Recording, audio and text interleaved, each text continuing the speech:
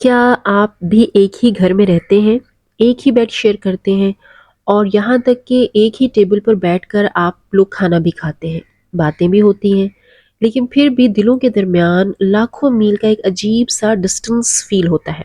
वो बात करते हैं, आप सुनती हैं, लेकिन वो जो दिल का एक कनेक्शन होता है ना आपस में, वो कहीं खो-सा गया है। आप कुछ अंदर की बात शेयर करना चाहती हैं, पर लगता है कि शायद आपके जो पार्टनर हैं, आपके जो हस्बैंड हैं, वो उसको समझेंगे नहीं। आपके अंदर एक डर सा है कि शायद वो आपका मज़ाक उड़ाएगा, आपका पार्टनर। टच भी होता है, पर वो बिल्कुल एम्प्टी सा लगता है। यहाँ तक कि इंटीमेसी के नाम पर सिर्फ़ एक फ़िज़िकल एक्ट या सेक्स रह जाता है, पर वो जो इमोशनल जुड़ाव है, वो गायब है। अक्सर लोग सोचते हैं कि क्या ये सब कुछ पहले जैसा हो सकता है? क्या हम फिर से उतने ही क्लोज़ आ सकते हैं आपस में? क्या ये जो हमारा ताल्लुक़ ख़त्म हो चुका है, ये वापस आ सकता है? तो मेरा जवाब है कि जी, बिल्कुल आ सकते हैं, लेकिन वैसे नहीं जैसे कि आप सोच रहे हैं। इमोशनल इंटिमेसी अचानक या किसी मैजिक से तो वापस नहीं आ सकती। ऐसे बहुत सोच समझकर, धीरे-धीरे, इंटेंशनली खुद रीबिल्ड करना पड़ता है इसे। और आज मैं आपको वो 7 आसान से स्टेप्स बताने जा रही हूँ कि जिससे आप अपने पार्टनर के साथ उस खोए हुए कनेक्शन को फिर से रीबिल्ड कर सकते हैं। लेकिन इससे पहले ये समझना ज़रूरी है कि आखिर ये जो इंटिमेसी है ना, ये इंटिमेसी कहाँ चली गई है, ये खो कैसे गई? देखिए, ये कोई एक दिन में ख़त्म नहीं होती, ये आहिस्ता-आहिस्ता इरोड होती है। इसके 4 अहम इरोजन पॉइंट्स हैं, जो कि इस इंटिमेसी को आहिस्ता-आहिस्ता ख़त्म कर रहे होते हैं।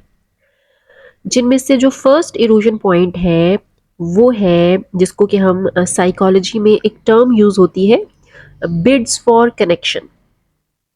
ये छोटी-छोटी रिक्वेस्ट्स होती हैं कनेक्शन के लिए, आपस में ताल्लुक़ के लिए। जैसे कि आप जो है वो अपने पार्टनर से कह रही हैं कि उनको अपने पूरे दिन की रूटीन बताना चाह रही हैं। देखिए ना, मेरा दिन कैसा रहा? या आपने कोई वीडियो देखी और आप उनसे शेयर करना चाह रही हैं कि देखिए ना ये कितनी फ़नी चीज़ है, ये कितनी फ़नी वीडियो है, कितने मज़े की है ये।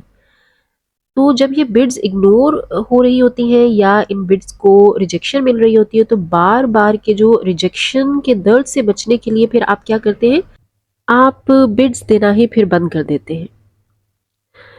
Now point number 2, erosion point number 2 है वल्नरेबिलिटी का अनसेफ हो जाना। फॉर एग्जाम्पल, आपने कोई दिल की बात शेयर की अपने पार्टनर से, अपने हस्बैंड से, और उसने आपको जज किया, डिसमिस किया, या बाद में किसी लड़ाई में उसे आपके ही खिलाफ इस्तेमाल किया। अब जो होता है ना, वो खुद को जाहिर करना फिर एक रिस्क बन जाता है, आप रिस्क पे चले जाते हैं। आप फिर डरते हैं अपने आप को एक्सप्रेस करने से, अपनी कोई फीलिंग शेयर करने से आप डरते हैं। इसलिए दोनों पार्टनर्स बिल्कुल सरफेस लेवल पर आ जाते हैं। फिर वो क्या करते हैं, उनके बीच में फिर क्या बातें रह जाती हैं, सिर्फ मौसम की बातें, बच्चों की या घर के जो राशन है वो बातें होंगी। लेकिन वो जो आपस की रियल फीलिंग्स होती हैं, वो कहीं लॉक हो जाती हैं। तो ये सेकंड रीज़न है आपकी जो इमोशनल इंटिमेसी है उसके ख़त्म होने का। थर्ड रीज़न क्या है? थर्ड पॉइंट है रिसेंटमेंट की वॉल बन जाना। अनकहे दर्द, अनस्पोकन डिसअपॉइंटमेंट्स, और जो भरा हुआ, जमा हुआ हुआ गुस्सा होता है काफ़ी अरसे का, जिसको हम कहते हैं एक्यूमुलेटेड एंगर। ये सारी चीज़ें जो होती हैं ना, ये मिलकर एक ऐसी दीवार खड़ी कर देती है आप दोनों के बीच में कि जिसके पीछे वो जो फिर आपका जो कनेक्शन होता है, वो मुमकिन ही नहीं रहता। तो ये भी एक बहुत बड़ा रीज़न है। इरोजन पॉइंट नंबर 4 है पैरेलल लाइव्स का। आप अपनी दुनिया में मस्त हैं, वो अपनी दुनिया में मस्त है, ना उसको आपकी परवाह है, ना ही आपको उसकी परवाह है। रास्ते कभी आपस में मिलते ही नहीं। कोएग्जिस्टेंस है, आप एक साथ रह रहे हैं, उठना बैठना, आपका खाना पीना, बेड भी शेयर हो रहा है, सब कुछ हो रहा है, लेकिन वो जो कनेक्शन है, वो जो अंदर से दिल का ताल्लुक है, वो कहीं गुम हो गया है, वो खो गया है, वो ख़त्म हो गया है और उसी कनेक्शन को हमें रीबिल्ड करने की ज़रूरत है। अब उस कनेक्शन को रीबिल्ड कैसे किया जाए? इमोशनल इंटीमेसी को रीबिल्ड कैसे किया जाए? तो इसको रीबिल्ड करने के बहुत ईज़ी से 7 स्टेप्स हैं। अगर आप दोनों इस रिश्ते को बचाने के लिए कमिटेड हैं, तो इन 7 स्टेप्स को फ़ॉलो कीजिए। जिसमें स्टेप नंबर 1 है कि आप जो है ना वो सच्चाई को तस्लीम करें। सबसे मुश्किल और सबसे पहला स्टेप यही है। बगैर किसी पर ब्लेम लगाए एक ऑब्जर्वेशन की तरह बैठकर बात कीजिए। उनसे कहें कि मुझे ऐसा महसूस हो रहा है कि हम पहले की तरह कनेक्टेड नहीं हैं, जैसे हम पहले जो है वो दिल से एक दूसरे के साथ अपनी चीज़ें शेयर करते थे, हमारे बीच में एक इंटीमेसी थी। अब मुझे ऐसा महसूस हो रहा है कि वैसा नहीं रहा। शायद आपको भी ऐसा लगता हो, आप उनसे पूछिए। ये एक कन्वर्सेशन का स्टार्ट होगा आप दोनों के बीच में। एक एक आपकी तरफ से एक इनविटेशन होगा अपने पार्टनर के लिए।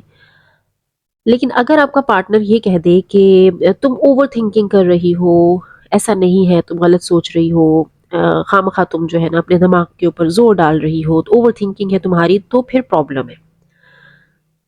लेकिन अगर दोनों मान जाते हैं तो फिर रीबिल्डिंग स्टार्ट हो सकती है। लेकिन एक पार्टनर अगर इसको ओवरथिंकिंग समझ रहा है, फजूल की बात समझ रहा है, वो इसको एक्सेप्ट ही नहीं कर रहा, तो फिर इस पॉइंट पर आपको काम करने की ज़रूरत है। आपको उसको कायल करने की ज़रूरत है कि देखिए हमारे बीच में वो कनेक्शन वैसा नहीं रहा है। पहले हम कैसे होते थे, हमारे बीच में इतनी मोहब्बत होती थी, हम एक दूसरे की इतनी केयर करते थे, सब कुछ शेयर करते थे। क्या आपको नहीं लगता है कि ऐसा नहीं रहा है? तो आपको उसको कन्विंस करने की ज़रूरत है। अगर तो वो मान जाता है, तो फिर आप नेक्स्ट स्टेप्स को फ़ॉलो करेंगी।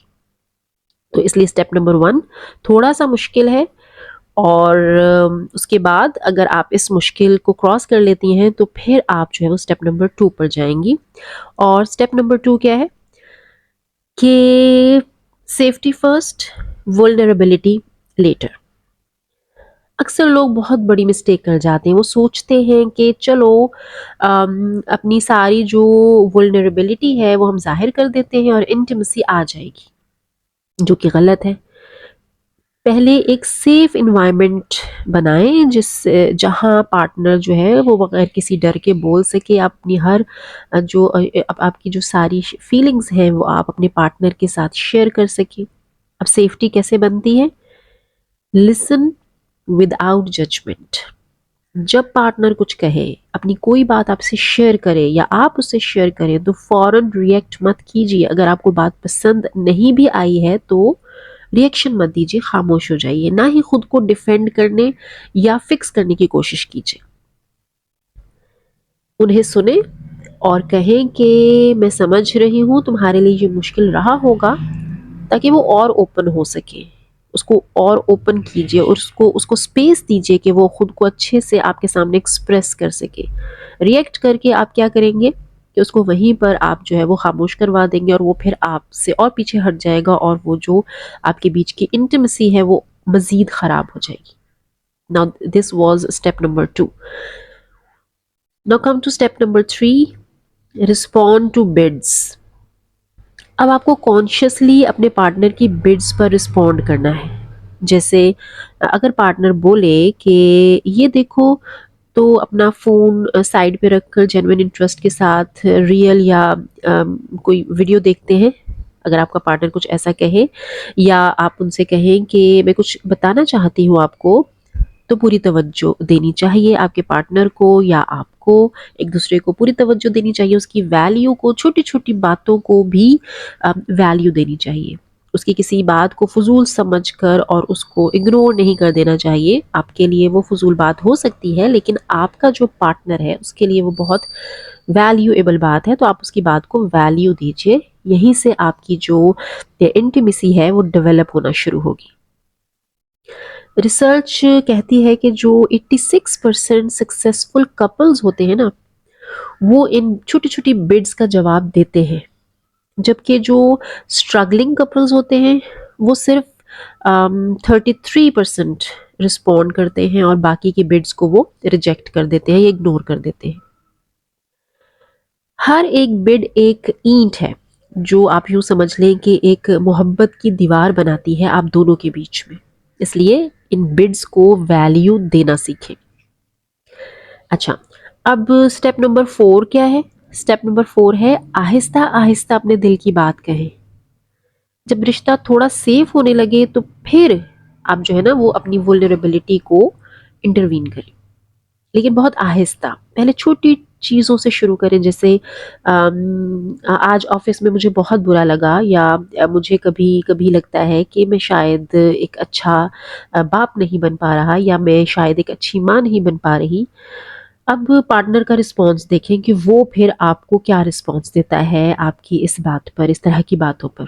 अगर वो सेफ फील करवा रहा है आपको, मतलब कि आपकी बात को सेकंड कर रहा है, तो अगले लेवल पर आ जाए। ये एक फिर एक तरह की लैडर बन जाएगी, एक सीढ़ी बन जाएगी, एक-एक स्टेप आपको चढ़ना पड़ेगा, छोटी-छोटी बातों से फिर बड़ी-बड़ी बातें इस तरह से आप जो है ना वो शेयर करना शुरू हो जाएँगे। अच्छा, स्टेप नंबर 5, कनेक्शन के रिचुअल्स बनाएँ। अब ये क्या होते हैं? कनेक्शंस हादसाती तौर पर नहीं बनते। इसके लिए इंटेंशनल होना पड़ता है आपको। इसके लिए कुछ आदतें सेट करनी पड़ती हैं आपको। जैसे रोज़ाना कम से कम 10 मिनट फ़ोन और टीवी जो है ना वो साइड पे रख दें। अपनी अपनी रूटीन से 10 मिनट्स आप कम कर दें। जो आप स्क्रीन टाइम देते हैं, स्क्रीन को आप वक़्त देते हैं ना, इसको कम कर दें, और ये जो टाइम है वो अपने पार्टनर को दें। उससे पूछें, जब बच्चे सो जाएँ तो एक-दूसरे से पूछें कि तुम्हारा दिन आज कैसा था? कैसा रहा आपका दिन? उसके लिए किसी फैंसी रेस्टोरेंट चले जाएँ, ठीक है? वीकली डेट के लिए आप कहीं पे रेस्टोरेंट चले जाएँ, या अगर आप रेस्टोरेंट नहीं जाना चाहते तो किसी पार्क में चले जाएँ, वॉक पे चले जाएँ। रात को डिनर के बाद आप वॉक पे निकल जाएँ, या कहीं पर बैठकर आप कॉफ़ी टेबल पे बात कर लें। तो इस तरह से आपको वीक में 1 आध दफ़ा ऐसा भी करना चाहिए। डेली बेसिस पर आपको क्या करना है? डेली बेसिस पर आपने अपने स्क्रीन टाइम में से 10 मिनट्स अपने पार्टनर को देने हैं। उसके साथ हल्की-फुल्की सी गुफ्तगू करनी है, और ऐसी गुफ्तगू जो कि उसकी मनपसंद हो। सेकेंडली आपने क्या करना है कि वीक में 1 दफ़ा आपने जो है ना वो अपने पार्टनर के साथ एक लॉन्ग वॉक या कॉफ़ी टेबल पे कुछ टाइम स्पेंड करना है। ठीक है? अच्छा, उसके अलावा फिर आप क्या कर सकते हैं कि आपने जो है वो बगैर किसी सेक्सुअल डिमांड के सिर्फ अपने पार्टनर का हाथ पकड़ना है, उसे हग करना है, कंधे पर हाथ रखना है, या उसे किस करना है। ये टच जो है ना, ये जिसमें बॉन्डिंग हार्मोन जो होता है वो एक ऑक्सीटोसिन रिलीज होता है, ये एक आपके आपस के बॉन्ड को स्ट्रॉन्ग करता है। तो ये ऑक्सीटोसिन कब रिलीज होता है? जब आप कुछ इस तरह के छोटे-छोटे एक्शंस लेते हैं।